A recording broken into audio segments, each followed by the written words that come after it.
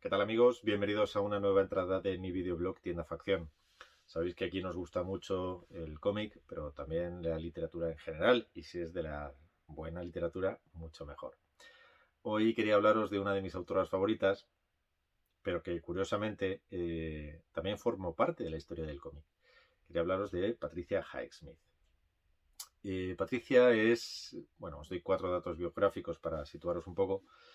Patricia nace en 1921 en Estados Unidos, en Texas, y tiene una infancia un poco peculiar. Ella es hija única, sus padres, ambos artistas, se separan 10 días antes de que Patricia nazca, y su infancia está muy ligada primero, en sus primeros años, a la vida con su abuela. Su abuela es una persona muy seria, tiene una casa de huéspedes y al mismo tiempo es una gran lectora, con lo cual Patricia se mete dentro de esa disciplina de vida, pero también saca algo bueno, que es que aprende a leer prácticamente con 4 años. Y, y otro de los aspectos que le marcan a Patricia es su relación con su madre. Leyendo la biografía de Patricia, eh, tuvo una relación de amor-odio prácticamente con toda su madre. La madre fallece pues muy mayor, muy anciana, prácticamente 4 años antes que Patricia. La madre le confiesa que intentó abortarla bebiendo trementina, también obligada por el padre. Pero bueno, ese matrimonio fracasa. Patricia vuelve a vivir con su madre y con el segundo marido, el que ya toma el nombre, Patricia Highsmith, y se crea en Nueva York. Patricia estudia filología inglesa, quiere ser escritora, desde siempre tiene esta vocación de observar y al mismo tiempo contar lo que ha visto con sus propias palabras, adaptando un poco la realidad. Y, como os digo, tiene una relación con el mundo del cómic porque entre prácticamente durante todos los años 40, Patricia es guionista de cómics. Trabaja en varias editoriales, pero en Fenton, que es una editorial que ya no existe, en la Fawcett, que fue la editorial que publicó, su principal personaje era Capitán Marvel, y luego en Timely, la que luego, años después, sería Marvel.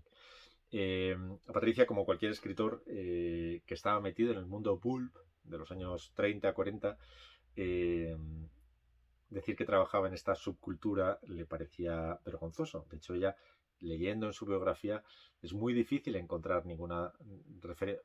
Por supuesto, sabemos que trabajó, sabemos en qué personajes trabajó, pero nos cuesta mucho eh, encontrar trabajo físico. De hecho, no hay disponibles. Ella que guardaba todo lo que pasaba por sus manos. Era una escritora compulsiva de diarios, tomaba notas de todo lo que hacía respecto de gastos, de personas que visitaba, de lugares que visitaba, de sitios en los que estaba. Podemos saber exactamente dónde estuvo prácticamente durante todos los días de su vida por sus diarios, pero de su trabajo en el mundo del cómic hay muy poco. Ella usaba ese trabajo simplemente como una manera de tener un empleo fijo, que prácticamente fue el único empleo fijo que tuvo Patricia Highsmith durante toda su vida, para ganar dinero y poder escribir. Como os digo, trabajó en varias editoriales. Hay uno de los personajes que es Black Terror, que cuando se produce la gran debacle del cómic, pensad que los cómics en los años 30 y 40 en Estados Unidos, las tiradas eran absolutamente gigantescas. O sea, hablamos de 150 editoriales publicando casi 100 títulos cada una al mes. O sea, es increíble. A nosotros nos ha llegado muy poquito de aquello. Pocos personajes que se inician durante la edad de oro del cómic en Estados Unidos, los 40, han llegado al final. Por supuesto, los más importantes, ya los conocemos, son Superman, Batman, Wonder Woman, Capitán América, pero hubo muchísimos en aquella época. Entonces, como os digo, había un montón de editoriales. El personaje de los que ahora todavía se recuerdan, este es Black Terror. Os pongo aquí alguna foto para que veáis y os sonará probablemente. Este personaje que curiosamente ha pasado ahora a ser de dominio público, con lo cual, si cualquiera de vosotros quiere escribir acerca de Bob Benton, que me parece un nombre chulísimo, pues puede hacerlo con total tranquilidad. Pues Patricia contribuye a los guiones de estos personajes. De hecho, hay una anécdota que me parece curiosa. Uno de los editores le intenta hacer una cita con Stan Lee. Parece ser que no funciona. Patricia, aparte de ser lesbiana, una personalidad con muchísimo carácter, con lo cual entre Stan y ella en ese momento pues no saltó la chispa. Patricia en el año 1950 publica su primera novela, que es la que, de la mano de Hitchcock, le catapulta a la fama, y es Extraños en un tren. El libro es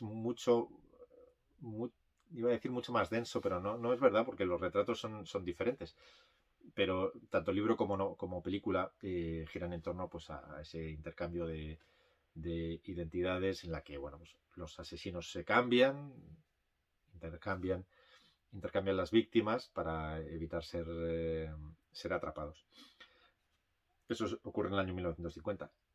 En 1955 nace Tom Ripley, en El talento de Mr. Ripley, que aquí en España, por influencia de la película de René Clement, se llamó A pleno sol, que fue el título de la película muy famosa que hizo Alain Delon. Pues en la serie de novelas de Ripley, Patricia escribe desde, ya os digo, 1955, que es la primera, hasta prácticamente 3-4 años antes de su muerte. Ella fallece en el 94, en torno al 91-92, sacó la última 5 novelas, y en ellas seguimos la vida de Tom Ripley, pues desde que tiene 19-20 años, conocemos al personaje, hasta prácticamente su madurez. Sabemos que Patricia estaba trabajando en una sexta novela de Tom Ripley, en la que ya no sabemos si tenía pensado ya deshacerse del personaje, pero bueno, esa novela quedó inconclusa con la muerte de Patricia.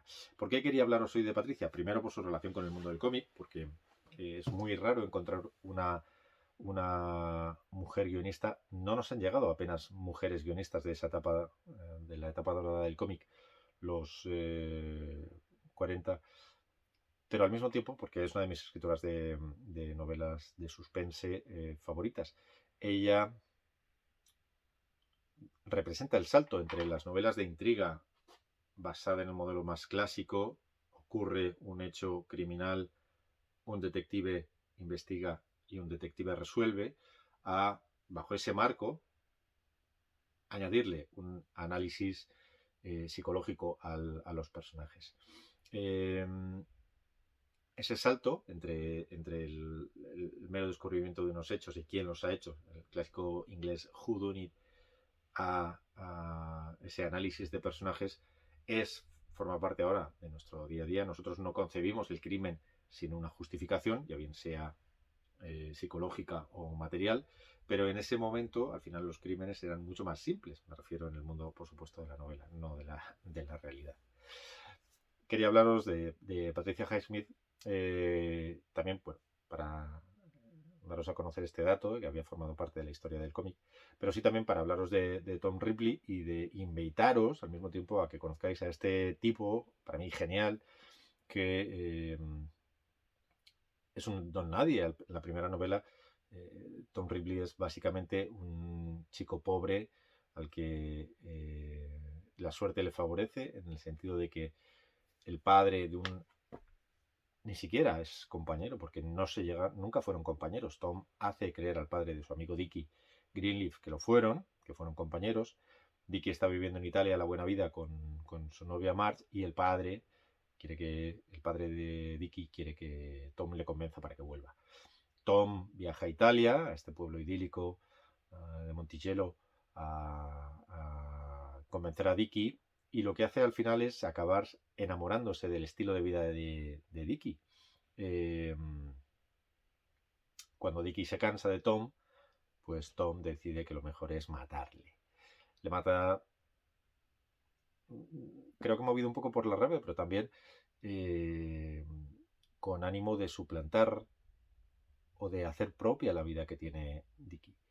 Al final lo que acabamos viendo es que Tom y Dickie se acaban mezclando, las personalidades se acaban mezclando. El antiguo Tom, este chico paleto y sin mucho futuro, que conocemos las primeras páginas, acaba adoptando las maneras y la forma de ser de ese chico molón que es Dickie, y, y acaba de alguna manera cimentando la nueva personalidad. El Tom Ripley que acaba siendo, aparte de un asesino, acaba siendo la historia de un éxito, una persona que se supera a sí misma. Lo que ocurre que en lugar de hacerlo como lo hacemos la mayoría de nosotros, con nuestras aficiones, nuestros gustos y con nuestros trabajos, pues él se acaba superando a través del crimen. Las 5 novelas vamos a ver a un Tom que por supuesto va madurando con los años porque las novelas se van sucediendo, pero bueno, Tom Ripley es el claro ejemplo de un personaje que supera la moral establecida, es una especie como de pequeño superhombre, supera la moral que impera, y la suya propia es la que acaba guiando su vida. A Tom Ripley nos engancha no por las cosas que hace, evidentemente, sino porque todo lo que hace tiene un sentido. Y y Patricia Highsmith, en boca de Tom, al final nos convence de que lo que está haciendo es lo correcto para la situación que está viviendo. Cuando entras en el mundo de Tom Ripley, tú no quieres que atrapen a Tom Ripley.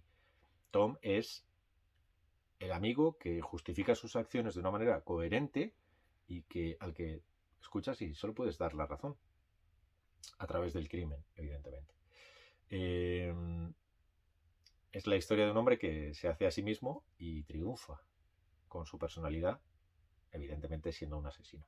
No es un asesino indiscriminado, siempre sus crímenes responden a una situación, a un deseo o a una ambición. No es un Aníbal Lecter que mata de una manera casi aleatoria si tienes mala suerte de encontrarte con él. No es el caso de Tom Ripley. Las 5 novelas, ya os digo, tienen un toque diferente. La personalidad de Tom que se va construyendo, es muy parecida a la de la propia autora. Nos engancha porque son personajes, incluso la propia autora, poliédricos. No admiramos su estilo de vida. Patricia era una alcohólica, era una persona bastante difícil de tratar. Leía su biografía, ella coleccionaba amantes y coleccionaba amigos de los que se iba desprendiendo de una manera casi metódica. No era una persona fácil de tratar, pero eso es lo que precisamente la hacía interesante para las personas que la trataban. Sabían que tratar a Patricia significaba que la tratabas durante un tiempo y que probablemente al final la cosa acabara mal. Con Tom Ripley es algo parecido, salvo que seas su profesor de piano o tengas algún tipo de iba a decir afición o gusto que le correspondiera al suyo, pero probablemente si tratas a Tom al final acabas mal. Salvo su esposa, que no sabemos muy bien la relación que les une, porque no es que haya amor, pero bueno, hay cierta sintonía entre ellos dos. Las novelas de Tom Ripley aquí en España están publicadas por Anagrama. Ahora, de hecho, hay un tomo que las recopila, las 5, puedes leer las 5 novelas de Tom Ripley juntas, pero luego la obra de Patricia fue inmensa. El cine ha ayudado mucho. Hace poco Todd Haynes hizo Carol, que está basado en una novela de Patricia Highsmith, también llamada, la novela se llamaba El precio de la sal, que es una historia de amor entre dos mujeres, extrañamente con un final feliz para ambas. Una novela que se publica en el año antes de Tom Ripley, en el año, no, me parece recordar, en el año 52, 53. Y una novela que es bastante biográfica, porque habla de cómo dos chicas se enamoran, pero a través del acoso que una hace de la otra. Una es dependiente de unos grandes almacenes, se enamora de una clienta, acosa a la clienta y al final pues ambas se enamoran. La propia Patricia tuvo una historia parecida, de alguna manera refleja eso en su novela. Hay un montón de obras de Patricia Highsmith, todas tienen este mismo tono. también se dedicó y analizó mucho el mundo de la escritura. Tiene una novela muy interesante que se llama Cómo escribir novelas de misterio, que también está ahora disponible aquí en España. Se editó en el 86, me parece, o en el 90 aquí en España, y ahora todavía se encuentra, está editada. Y quería hablaros de ella, de esta persona, de esta increíble autora que formó parte del mundo del cómic, del que siempre se sintió avergonzada, porque como cualquier escritor que lo quería ser en esos años, pues era un trabajo, no era algo rodeado de glamour como podría ser ahora para nosotros. Pues en ese momento simplemente era producir palabras rodeado de gente delante de una máquina de escribir en una oficina en Manhattan, de la que solo salían historias que leían nadie más que fueran niños. Pero sí quería hablaros de ella, invitaros a conocer a Tom Ripley, a ese asesino que se retira a una casa en el campo en Francia, que se dedica a aprender a tocar el piano, a enmarcar cuadros, a matar de vez en cuando, y sobre todo, si podéis, que conozcáis a un poco a esta mujer tan extraña, que a las 12 de la mañana ya se había bebido una botella de vodka o de whisky, que en ese momento sentía que ya no tenía una atadura moral lo suficientemente sólida como para reprimirse a la hora de escribir. Su vida es ya de por sí interesante. Ya se exilia a sí misma a Estados Unidos, muere en Suiza, en Locarno, siempre peleando contra el gobierno americano por el tema de los impuestos, y también es una vida digna de escribir y de conocer. Pues nada, espero que os haya parecido interesante esta pequeña charleta, y ya sabéis, Patricia Highsmith, Tom Ripley. Nos leemos.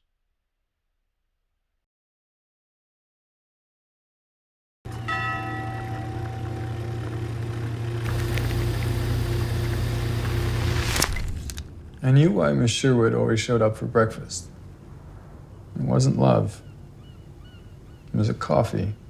She always used to say it's the one task Dickie can do all on his own. Ha ha ha. I bought the machine.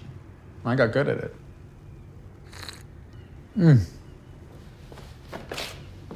You see, that morning, I served Tom first. Marge was complaining as usual, and so I served him the first cup. And that's when he commented on the ring. Oh, he said, "That ring is so great." I mean, Marge was elated, screaming, "Oh, Tom, I love you." She bought it for me. You see, a birthday present. And she made me promise, capital P, never to take it off. Or else at that point, I probably would have given it to Tom. Marge did not like that. She said she'd found the ring in Naples and said she'd been bargaining for it for 2 weeks. I said, I hope it wasn't cheap. She said, oh, it was. And Tom said he had to go find a birthday present for Frances. Said it was his fiancée. Dark horse. He never mentioned her before.